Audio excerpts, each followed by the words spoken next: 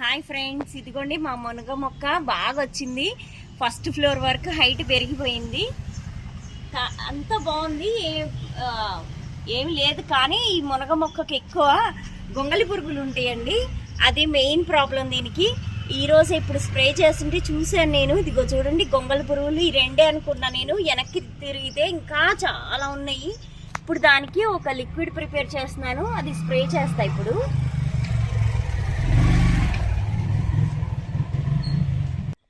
ఇదిగోండి, ఇది baking soda 1 spoon తీసుకుంటున్నాను.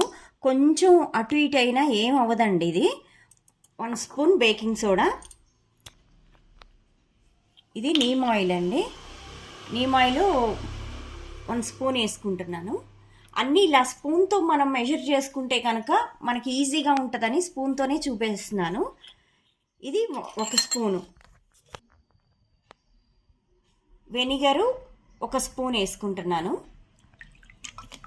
ఇది అండ్ ఇప్పుడు నీమ్ ఆయిల్ వాటర్లో కరగదు కదండి, అందుకనే ఈ ఏదో ఒక లిక్విడ్ హ్యాండ్ వాష్ కానీ డిటర్జెంట్ కానీ ఏదో ఒకటి వేసుకోవచ్చు. ఇలా నేను 1 స్పూన్ వేస్తున్నాను. ఇది మొత్తం కలపాలి ఇలాగా బాగా. ఇలా కలుపుకొని అప్పుడు స్ప్రేయర్లో వేసుకోవాలి. ఇది మొత్తం 1 లీటర్కి సరిపోతుందండి. 1 లీటర్ ఆఫ్ వాటర్లో ఈ లిక్విడ్ ఒక్కొక్క స్పూన్ వేసుకోవాలి. దీంతో అంటే 5 ml 7 ml అలా అవుతుంది. ఇది మొత్తం ఇలా బాగా కలుపుకుంటే ఇది పాలలాగా ఇలా వచ్చేస్తుంది అనమాట. కలర్ మారుతుంది మొత్తం. ఈ ఆయిల్ మొత్తం డైల్యూట్ అయిపోతుంది ఈ లిక్విడ్ సోప్ వల్ల. ఇదిగోండి ఇట్లాగా మొత్తం.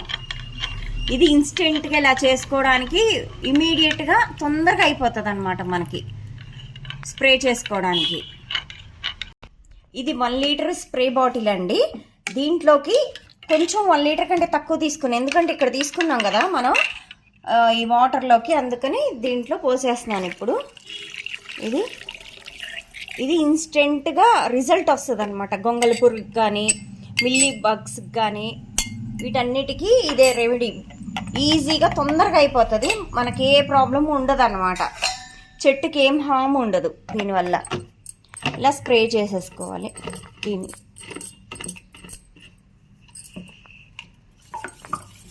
ఇదిగోండి చూడండి ఎన్ని పురుగులు ఉన్నాయో. ఈ పురుగులకి, ఈ రెమెడీకి ఈ పురుగులన్నీ చనిపోతాయి ఈ స్ప్రే.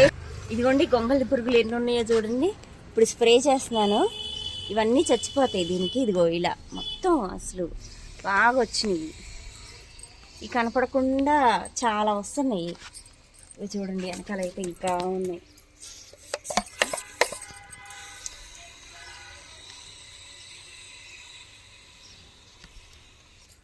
ఇక్కడికి కూడా పాకిని పైకి కూడా. ఇదిగోండి ఇట్లా. యాక్చువల్లీ కింద మంట పెడితే ఈ గొంగళి పురుగులన్నీ చచ్చిపోతాయండి.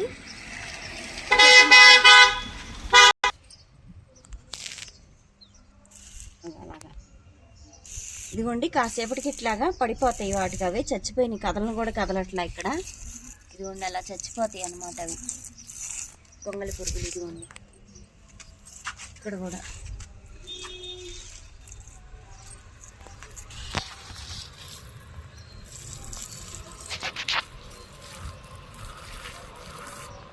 పైన కూడా ఇక్కడ కూడా స్ప్రే చేస్తున్నాం. అలా చచ్చిపోయి పడిపోతాయి అన్నీ.